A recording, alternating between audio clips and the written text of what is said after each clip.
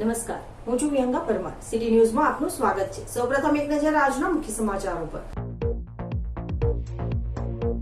આજે વિશ્વ mothers day. નારી શક્તિને માન અને સન્માન આપવાનો દિવસ. ભરૂચના મહિલા પોલીસ સ્ટેશનમાં ફરજ બજાવતા પીએસઆઈ વૈશાલી આહિરના માતા રાધાબેનની પણ અનોખી કહાની.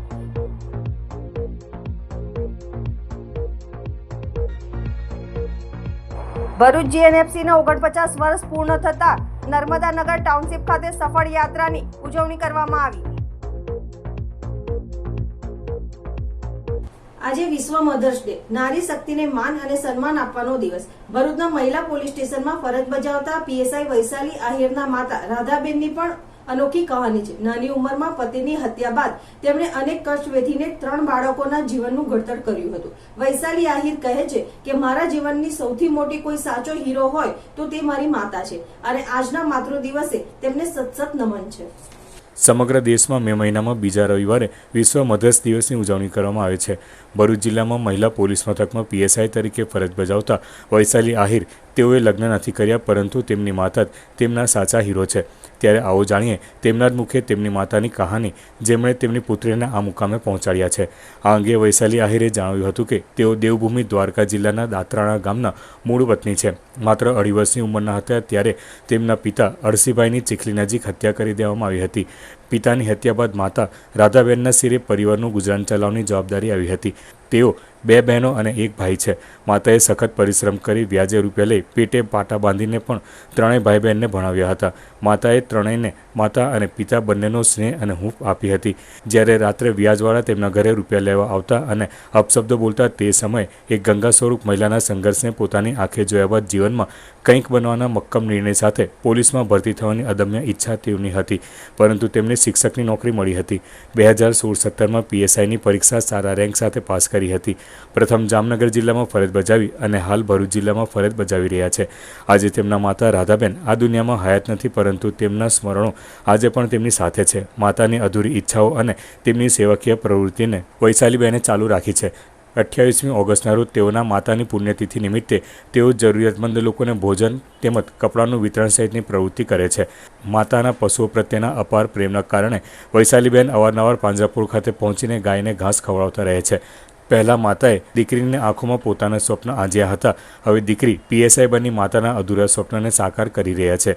વૈશાલીબેન આહિરે તેમના જમણા હાથમાં માતા રાધાબેનનું ટેટુ અને ડાબા હાથમાં રાધેમાં લખાવ્યું છે. આજે માતૃત્વ દિવસના અવસરે વૈશાલીબેને પોતાના માતાને હૃદયપૂર્વક નમન કરી સમાજ સામે એક ઉમદા ઉદાહરણ પૂરું પાડ્યું છે. કેવી રીતે એક માતાનું સપનું દીકરીના માધ્યમથી પૂરું થઈ શકે છે. ત્યારે આજના ખરા ભાવ સાથે વૈશાલીબેન આહિર પોતાના માતાને માતૃત્વ દિવસ નિમિત્તે ખરા દિલથી સતસત વંદન કરી રહ્યા છે. આજના મધર્સ ડે નિમિત્તે વાત કરીએ મારી માતાની, કે જે મારા સ્ટોરીના રિયલ હીરો છે, રાધાબેન અરશીભાઈ માડમ. 9 ધોરણ ભણતા હતા મારા માતાને એમના લગ્ન થઈ ગયેલા હતા અને અમે 3 સંતાનોને એમણે મોટા કર્યા. પણ મારી વાતમાં એવું છે કે મારા મધર જ્યારે નાની જ ઉંમરમાં લગ્ન થયા એ વખતે 1986ની અંદર મારા પિતાનું મર્ડર થઈ ગયેલું હતું, ખૂન થઈ ગયેલું હતું અને એમણે એકલા હાથે અમને 3 સંતાનોને મોટા કર્યા. પોતે ભણ્યા નહોતા પણ અમે 3 ભાઈ બહેનને મોટા કર્યા, ભણાયા અને આ સ્ટેજ સુધી લાવ્યા. તો અમે અમારી મહેનત થકી આવ્યા છીએ, પણ સાથ અમારો માતાનો છે. મારા માતાએ પિતા તરીકે પણ પોતે એમનો રોલ અદા કર્યો અને અમને પોતે ભણ્યા નહોતા છતાંય અમને આ સ્ટેજ સુધી પહોંચાડ્યા. એ બદલ હું મારી માતાને ધન્યવાદ દઉં છું ને તમામ માતાઓને કે જે પોતાના દીકરા દીકરીઓને આગળ વધારવા માટે અને હંમેશા સાથ સહકાર આપે છે. એ તમામ માતાઓને આજે સતસત વંદન. ભરૂચ જીએનએફસીના 49 વર્ષ પૂર્ણ થતા આ નિમિત્તે નર્મદાનગર ટાઉનશીપ ખાતે સફળ યાત્રાની ઉજવણી કરવામાં આવી હતી. Bharuch Gujarat Narmada valley fertilizer and chemicals limited GNFC એ તેની 49 વર્ષની સફળ યાત્રાને ઉજવવા ગર્વભેર જાહેરાત કરી છે.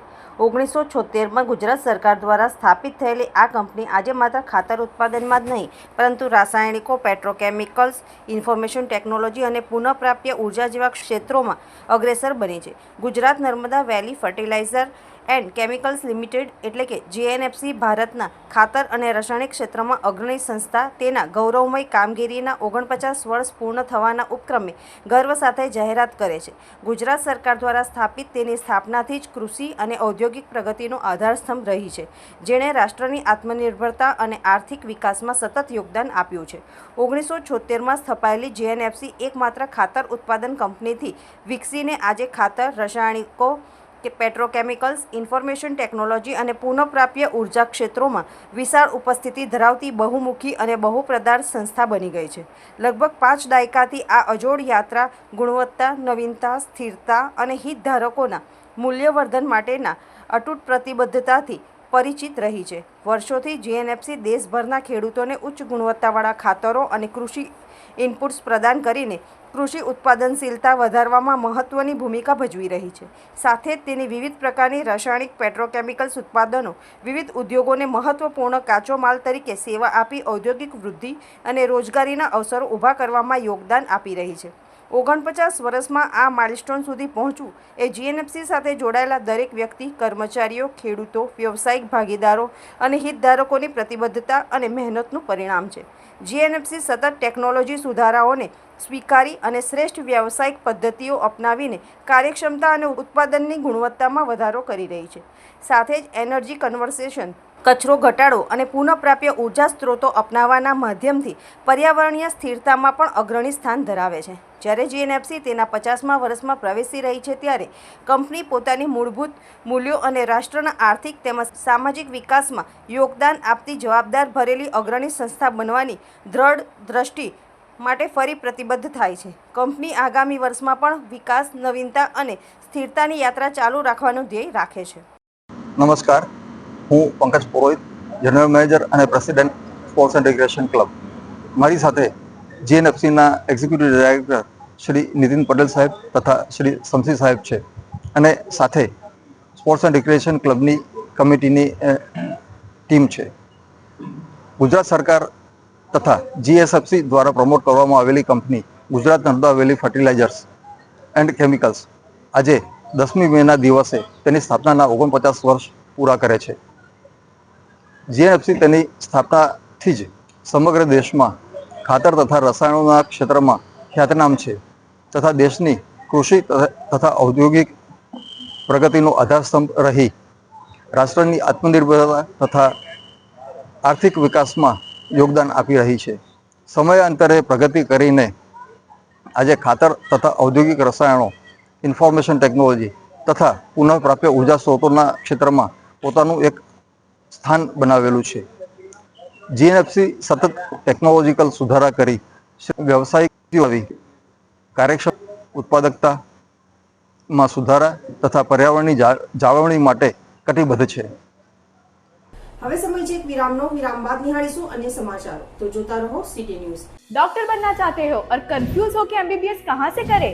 तो 10 साल के एक्सपीरियंस के साथ एमबीबीएस जोन आ गया है आपको गाइड करने भरूच अंकलेश्वर में. इंडिया में एमबीबीएस करना जितना डिफिकल्ट एंड एक्सपेंसिव है उतने ही बेनिफिट्स है अब्रॉड एमबीबीएस के, जैसे lower batch size, easy admission criteria, fees starting from just 20 lakhs, जबकि इंडिया में वो ही 75 लाख से 1 करोड़ तक जा सकती है. और साथ में मिलेगा global exposure, advance infrastructure and simulation centres. MBBS zone में हम सिर्फ एडमिशन नहीं, स्टूडेंट्स का सिक्योर फ्यूचर प्लान करते हैं. हर स्टूडेंट के सपने को अपना सपना समझकर पूरे प्रोसेस को सिंपल बनाते हैं और इस फील्ड में हमने हजारों स्टूडेंट को डॉक्टर बनने का रास्ता दिखाया है. और हाँ, जब साथ हो एमबीबीएस जोन के एक्सपर्ट्स का तो एडमिशन से लेके वीजा तक सब कुछ होता है totally hazel free. 10+ years of experience, honest and transparent process, end-to-end support, FMGE, NEXT, USMLE coaching guidance. MBBS Zone offers admissions in top MCI and WHO recognized government universities of Russia, Georgia, Serbia, Uzbekistan, Kazakhstan, Kyrgyzstan and Vietnam. Call करो, consult करो और doctor बनने की journey start करो with MBBS zone Bharuch. Visit us at 309 साम्राज्य complex, श्रवण चौकड़ी, भरूच, और call us on 9255 43110. MBBS Zone, your trusted partner for MBBS abroad.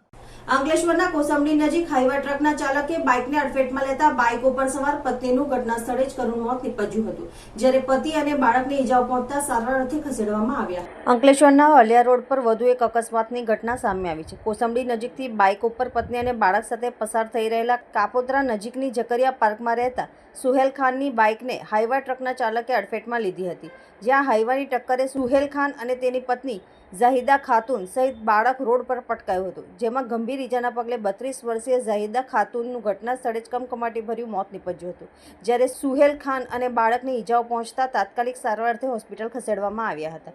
જોકે ટ્રક ચાલક અકસ્માત સર્જી ટ્રક મૂકી ફરાર થઈ ગયો હતો. અકસ્માતની જાણ જીઆરડીસી પોલીસને થતાં પોલીસ કાફલો દોડી આવ્યો હતો અને મૃતકના મૃતદેહને પોસ્ટમોર્ટમ અર્થે ખસેડી ટ્રક ચાલક વિરુદ્ધ ગુનો નોંધી તપાસ હાથ ધરી હતી. અંકલેશ્વર પાસેના ગોલ્ડન બ્રિજના નર્મદા નદીમાંથી શહેર એ ડિવિઝન પોલીસે બોટ મારફતે લેવાતા વિદેશી દારૂનો મોટો જથ્થો ઝડપી પાડ્યો હતો. અંકલેશ્વર શહેર એ ડિવિઝન પોલીસ પેટ્રોલિંગમાં હતા તે દરમિયાન તેઓને માહિતી મળી હતી કે નર્મદા નદીમાંથી વિદેશી દારૂની હેરાફેરી થનાર છે, જેના આધારે પોલીસે ગોલ્ડન બ્રિજના નર્મદા નદીના અંકલેશ્વર છેડા તરફ વોચ ગોઠવી હતી. આ દરમિયાન બોટ આવતા તેને અટકાવી તપાસ કરતા અંદરથી ₹2,86,000નો વિદેશી દારૂનો જથ્થો મળી આવ્યો હતો.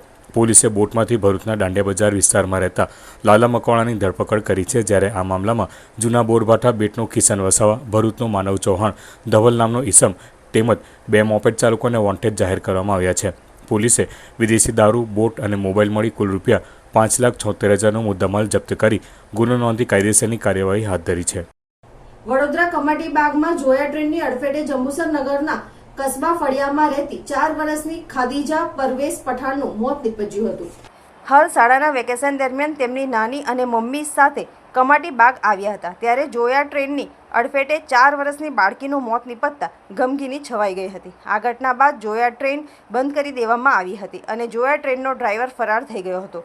જોયા ટ્રેનના સ્ટેશન નજીક ગેટ નંબર 2 પાસે 4 વર્ષની બાળકી ખદીજા પરવેઝ પઠાણ સ્ટેશનમાંથી આવતી જોયા ટ્રેનની એન્જિનના અડફેટમાં આવી જતા 4 વર્ષની ખાદીજા ઘટના સ્થળે જ બેભાન થઈ ગઈ હતી. પરિવાર દ્વારા તુરંત જ હોસ્પિટલ ખાતે લઈ જવાતા ત્યાં તબીબોએ સારવાર આપતા પહેલા જ બાળકીને મૃત જાહેર કરી હતી. ઘટનાની જાણ પોલીસને થતાં હોસ્પિટલ ખાતે આવી પહોંચી પોલીસે મૃતદેહને કબજો મેળવી આગળની કાર્યવાહી હાથ ધરી હતી.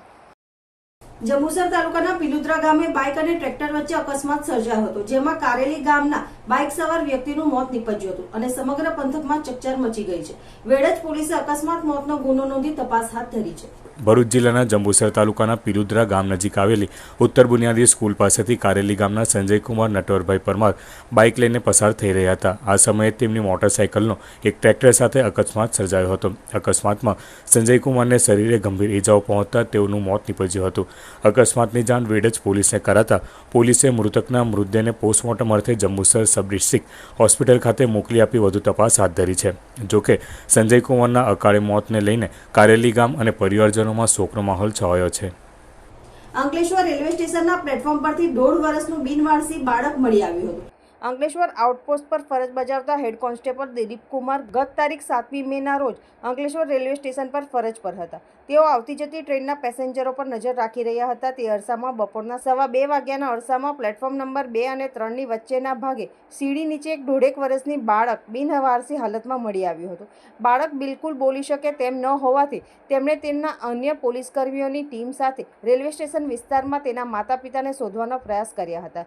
જોકે કોઈ પત્તો નહીં લાગતા તેમણે ઘટનાને પગલે અજાણ્યા લોકો સામે બાળકોને ત્યજી દેવાના ઈરાદે અરક્ષિત અવસ્થામાં છોડી ભાગી ગયાના ગુના હેઠળ ફરિયાદ નોંધી હતી. તેમજ બાળકને ભરૂચની ચાઇલ્ડ વેલફેર ઓફિસરની હાજરીમાં સ્પેશિયલાઇઝ્ડ એડોપ્શન એજન્સીને સોંપવામાં આવ્યું હતું. બાળકના માતા પિતાની નિષ્ઠુરતા એ છે કે આજે 5મો દિવસ થયા પછી પણ હજુ સુધી બાળક શોધવાની દરકાર સુદ્ધા લીધી નથી. ત્યારે પોલીસ દ્વારા હાલ તો બાળકના પરિવારજનોની શોધખોળ શરૂ કરવામાં આવી છે.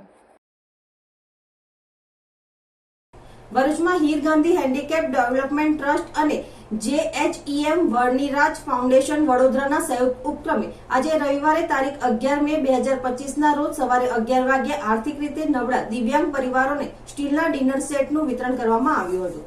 કાર્યક્રમની શરૂઆત ભરૂચ વડતાલ સ્વામિનારાયણ મંદિરના કોઠારી સ્વામી શ્રી રઘુનંદન સ્વામીના હસ્તે દીપ પ્રાગટ્ય તથા આશીર્વચન દ્વારા કરવામાં આવી હતી.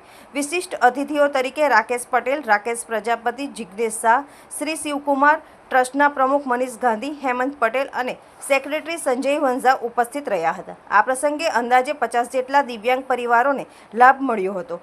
કાર્યક્રમને સફળ બનાવવામાં મીનાક્ષી પટેલનું વિશેષ યોગદાન રહ્યું હતું અને તેમનો આભાર માનવામાં આવ્યો હતો. હીર ગાંધી ટ્રસ્ટનો આ 71મો સેવા કાર્યક્રમ હતો. ટૂંક સમયમાં 72મો કાર્યક્રમ જાહેર કરવામાં આવશે, જેમાં દિવ્યાંગ, અનાથ તથા પિતા વિનાના વિદ્યાર્થીઓને સ્ટેશનરી કીટ અને નોટબુક્સનું વિતરણ કરાશે. ઝઘડિયા તાલુકાના ઉમરલા ગામમાંથી પસાર થતી રેલવે લાઇનની ફાટક પર ખાડાઓ પડી જવાના કારણે સળિયાઓ બહાર આવી જતા વાહનોના ટાયરોને નુકસાન તેમજ રાહદારીઓને ઈજા પહોંચી શકે તેવી પરિસ્થિતિનું નિર્માણ થયું છે. ત્યારે તંત્ર ફાટક ઉપર વહેલી તકે કામગીરી શરૂ કરે તેવી માંગ ઉઠવા પામી છે. ઝઘડિયાના ઉમરલા ગામ નજીકથી અંકલેશ્વર રાજપીપળા રેલવે લાઇન પસાર થાય છે.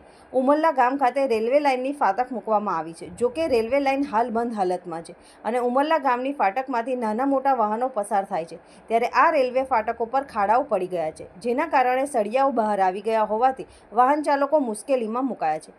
બહાર આવી ગયેલા સળિયાઓના કારણે નાના મોટા વાહનોના ટાયરોને નુકસાન થઈ રહ્યું છે. સળિયાઓના કારણે ટાયરો ફાટવાના બનાવ બન્યા છે તેમજ રાહદારીઓને ઈજાઓ પહોંચે તેવી પરિસ્થિતિ ઊભી થઈ છે. ત્યારે તંત્ર વહેલી તકે ફાટક ઉપર સમારકામ કરે તેવી માંગણી ઉઠવા પામી છે. ઉમરલા ડુમાલા વાઘપુરા બજારમાં જે મેઇન જવાનો રસ્તો એ રેલવે અંકલેશ્વર રાજપીપળાની રેલવે લાઇન જાય છે. એની ફાટક ઉપર ખૂબ ખાડા ઊંડા પડેલા છે. ખાડા પડેલા છે તો વાંધો નહીં, પણ એના નીચે સળિયા બધા બહાર આવી ગયેલા છે, જે વાહનોના ટાયરોમાં ખૂપી જાય, માણસોને વાગે, નુકસાન થાય, શારીરિક રીતે નુકસાન થાય એ સ્થિતિમાં છે. અને રોજના હજારો વાહનો અહીંયાથી પસાર થઈ રહ્યા છે. સત્તાવાળા જે તે આ રેલવે અત્યારે બંધ છે ટ્રેન, તો આમરે આ ફાટકની કોઈ આવશ્યકતા છે નહીં. તો આને ઝડપથી આ રસ્તાનો રિપેરિંગ કરીને આ સળિયા દેખાતા બંધ થઈ જાય, નુકસાન થતા બંધ થઈ જાય અને વાહનો સરળતાથી આવન જાવન કરી શકે એ માટે જે તે જવાબદાર અધિકારીને ખૂબ તાત્કાલિક ધોરણે આ કરવા માટે હું આજના તબક્કે વિનંતી કરું છું. આપ પણ અહીંયાથી આ ગાડી લઈને પસાર થાવ તો આપણને ખ્યાલ આવશે કે આ ફાટક પર શું સ્થિતિ છે, સળિયા કેવા નીકળી ગયેલા છે. અંતમાં મુખ્ય સમાચારો પર ફરી એક નજર. આજે વિશ્વ મધર્સ ડે, નારી શક્તિને માન અને સન્માન આપવાનો દિવસ. ભરૂચના મહિલા પોલીસ સ્ટેશનમાં ફરજ બજાવતા પીએસઆઈ વૈશાલી આહિરના માતા રાધાબેનની પણ અનોખી કહાની.